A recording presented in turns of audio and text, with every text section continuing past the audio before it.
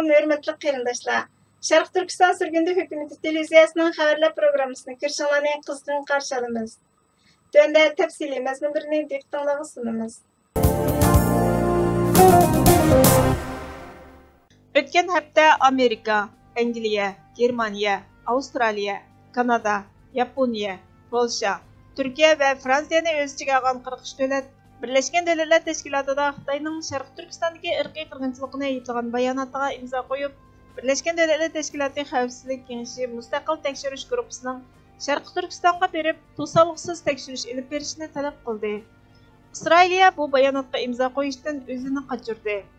Yevropalik bir diplomat İsrailiya hukumatining bayonot loyihasini oldin topshirib olganligini, ammo bu tashabbusni qo'llamaslikni qaror qilganligini jazmlashtirdi. İsrailiya Diplomatiya Ministerligi bayonotda İsrailiyaning Uyg'urlarga bo'lgan andisini har xil diplomatik yo'llarda ifodalaydiganligini, 6-oyda Kishilik huquq kengashida Kanadaning Uyg'urlar haqidagi bayonotiga imzo qo'yishining buning bir misoli ekanligini, bu masaladagi maydonining o'zgarmaydiganligini aytdi. G'arblik bir diplomatning so'ziga qaraganda, Xitoy har yili davlatlarga tinchlik vazifasini yangilamaslik bilan tahdid qilish, Xitoyda yangi elchixona qurishiga to'sqinlik qilish qatorli harakatlar orqali Birleşken Devletler Teşkilatı a'zolarining bu xil xitobnomaga imzo qo'yishini rad qilish besimini oshirdi ekan.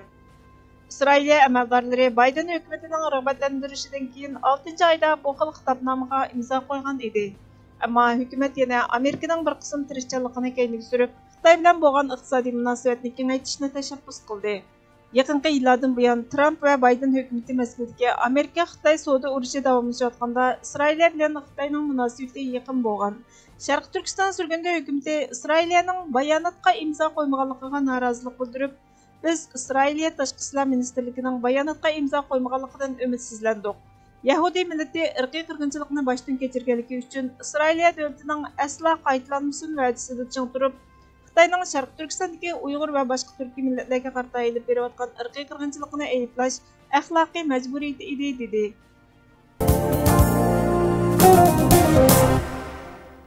Uchon partiyasi sanjiri bundan keyin kishilik huquq lafsanchiligi chetishliq shirkatlarning sin ko'rinish qattiq detallarini sotmaydiganligini e'lon qildi. Low, Home Depot va Best Buy Xitoydagi Lorix va Aziz shirkati ishlab chiqargan barliq nazorat qilish texnikalarini o'chirayotganligini e'lon qildi. TechCrunch Home Depotga bergan bayonotida axloqning eng yuqori o'lchamini saqlab qolishga bel bog'laydiganligini, diqqatini tortganlikdan Lorix Aziz mahsulotlarini sotishni to'xtatganligini aytdi. Lorix va Aziz har ikkilisi kamera va aqliy iqtidorli oila qo'shimcha aslahalarini o'z ichiga olgan oila bexatarlik sistemasi bilan ta'minlovchilar bo'lib, Lorix Dahua texnikasining tarmoq shirkati, Aziz bo'lsa Hikvision ig'dorchiligidagi sin kuzatish kamera markasi. Hikvision va Dahua har ikkilisi Sharq Turkistondagi Uyg'ur va boshqa turkiy millat aholilariga josuslik qilish uchun ishlatadigan kuzatish uskunalari bilan ta'minlaydi. 2019-yili Amerika hukumatining iqtisodiy qaror tizimligiga kirgizilgan.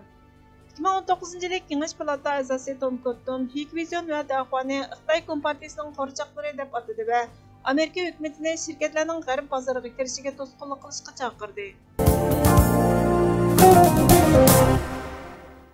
NBA cho'lpini Enes Kanter Nike'ni Xitoyning Uyg'ur va boshqa turkiy millatlarga yurgizayotgan irqiy qirg'inchilikqa sukut qildi deb ayblab, Twitterda ham berilgan sinida majburiy emgakni alayda tilga olgandan keyin Nike o'zlarining ta'minlash zanjirida majburiy emgakning qo'llanilmaydiganligini aytdi, ammo ularning qo'lida buning isboti yo'q.